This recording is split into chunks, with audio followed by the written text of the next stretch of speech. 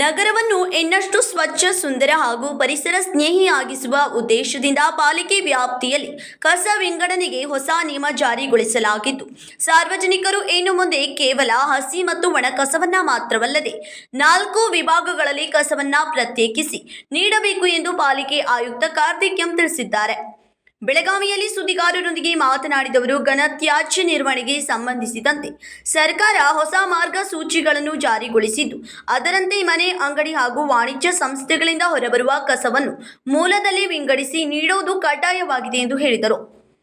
ಈಗಾಗಲೇ ಸಾರ್ವಜನಿಕರು ಹಸಿ ಕಸ ಮತ್ತು ಒಣ ಕಸವನ್ನ ಪ್ರತ್ಯೇಕಿಸಿ ನೀಡುವ ವ್ಯವಸ್ಥೆ ಜಾರಿಯಲ್ಲಿದೆ. ಆದರೆ ಹೊಸ ನಿಯಮದ ಪ್ರಕಾರ ಕಸವನ್ನು 4 ವಿಭಾಗಗಳಲ್ಲಿ ವಿಂಗಡಿಸಿ ನೀಡಬೇಕಾಗುತ್ತದೆ. ಇದರಿಂದ ಕಸದ ಮರುಬಳಕೆ, ಮರು ಸಂಸ್ಕರಣೆ ಹಾಗೂ ವೈಜ್ಞಾನಿಕ ವಿಲೇವಾರಿ ಪ್ರಕ್ರಿಯೆ ಮತ್ತಷ್ಟು ಸುಲಭವಾಗಲಿದೆ ಎಂದು ತಿಳಿಸಿದರು. ಮನೆಯಿಂದ ಹೊರಹಾಕುವ ಆಹಾರ ಅವಶೇಷಗಳು, ತರಕಾರಿ ಹಾಗೂ ಹಣ್ಣಿನ ತ್ಯಾಜ್ಯ ಸೇರಿದಂತೆ ಹಸಿ ಕಸವನ್ನ ಒಂದು ವಿಭಾಗದಲ್ಲಿ, ಪ್ಲಾಸ್ಟಿಕ್, ಕಾಗದ, ಗಾಜು ಹಾಗೂ ಲೋಹದ ವಸ್ತುಗಳಂತಹ ಒಣ ಕಸವನ್ನು ಮತ್ತೊಂದು ವಿಭಾಗದಲ್ಲಿ, ಆರೋಗ್ಯ ಸಂಬಂಧಿತ ಹಾಗೂ ಅಪಾಯಕಾರಿ ತ್ಯಾಜ್ಯವನ್ನು ಪ್ರತ್ಯೇಕವಾಗಿ ಮತ್ತು ಇನ್ನಿತರ ಕಸವನ್ನು ಬೇರೆ ವಿಭಾಗದಲ್ಲಿ ಸಂಗ್ರಹಿಸಿ ನೀಡುವಂತೆ ನಾಗರಿಕರಿಗೆ ಸೂಚಿಸಲಾಗಿದೆ ಎಂದು ಹೇಳಿದರು. ಕಸ ವಿಂಗಡಣೆ ಮಾಡುವ ವೇಳೆ ಸಾರ್ವಜನಿಕರು ಹೆಚ್ಚಿನ ಜಾಗೃತಿ ವಹಿಸಬೇಕು.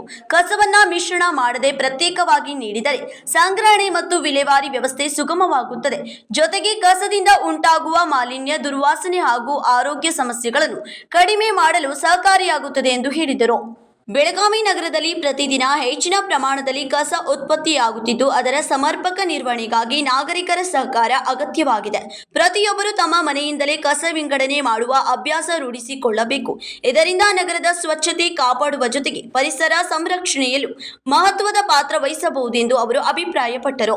ಹೊಸ ನಿಯಮದ ಬಗ್ಗೆ ಸಾರ್ವಜನಿಕರಲ್ಲಿ ಜಾಗೃತಿ ಮೂಡಿಸಲು ಪಾಲಿಕೆ ವತಿಯಿಂದ ವಿಶೇಷ ಅಭಿಯಾನಗಳನ್ನು ಹಮ್ಮಿಕೊಳ್ಳಲಾಗುವುದು. ಮನೆ ಮನೆಗೆ ತೆರಳಿ ಮಾಹಿತಿ ನೀಡುವ ಜೊತೆಗೆ ವಿವಿಧ ವಾರ್ಡ್ಗಳಲ್ಲಿ ಜಾಗೃತಿ ಕಾರ್ಯಕ್ರಮಗಳನ್ನು ನಡೆಸಲಾಗುವುದು ಎಂದು ತಿಳಿಸಿದರು.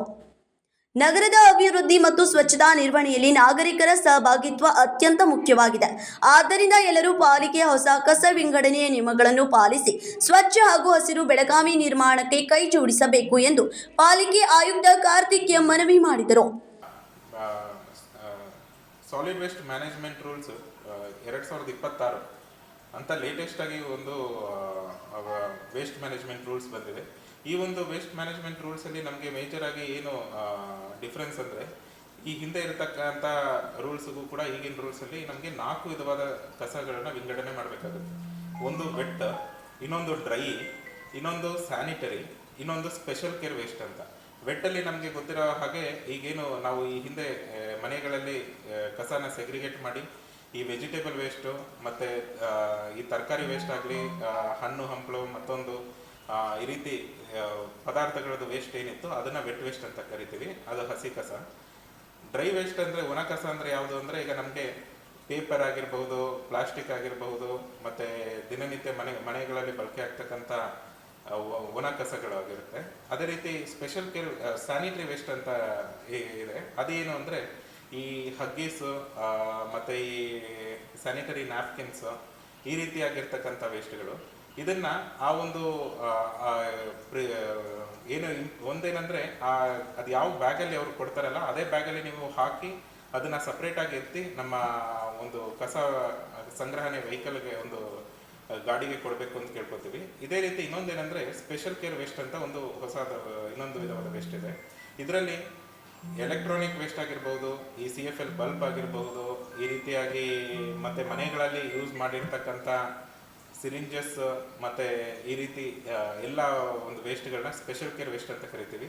ಇದನ್ನು ಕೂಡ ಸಪ್ರೇಟಾಗಿ ಇಟ್ಕೊಂಡು ನಮ್ಮ ಒಂದು ಗಾಡಿಗಳು ಏನು ಬರುತ್ತೆ ಆ ಗಾಡಿಗಳಲ್ಲಿ ಕೊಟ್ಟರೆ ಅದನ್ನು ನಾವು ಪ್ರಾಪರಾಗಿ ಡಿಸ್ಪೋಸ್ ಮಾಡೋದಕ್ಕೆ, ಸೈಂಟಿಫಿಕ್ ಆಗಿ ಆ ಒಂದು ವೇಸ್ಟನ್ನು ಡಿಸ್ಪೋಸ್ ಮಾಡೋದಕ್ಕೆ ಅನುಕೂಲ ಆಗುತ್ತೆ. ಈ ಒಂದು ನಿಟ್ಟಿನಲ್ಲಿ ಎಲ್ಲ ಸಾರ್ವಜನಿಕರು ಇದಕ್ಕೆ ಸಹಕರಿಸಬೇಕು ಅಂತ ನಾವು ಕೇಳ್ಕೊತೀವಿ. Vinod Kolkar, KMM Kannada news, Belagavi.